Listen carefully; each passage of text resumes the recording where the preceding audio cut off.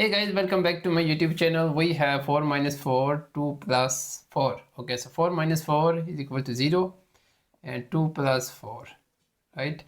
So 0, 2 plus 4, 6. Here is multiply. 0 times 6 is equal to 0.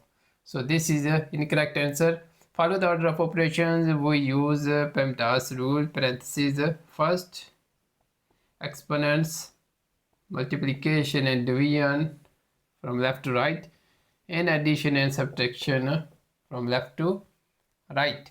Okay, so solve again. 4 minus 4, right? So inside the parentheses 2 plus 4 is equal to 6. So here is multiply, so multiply first, right?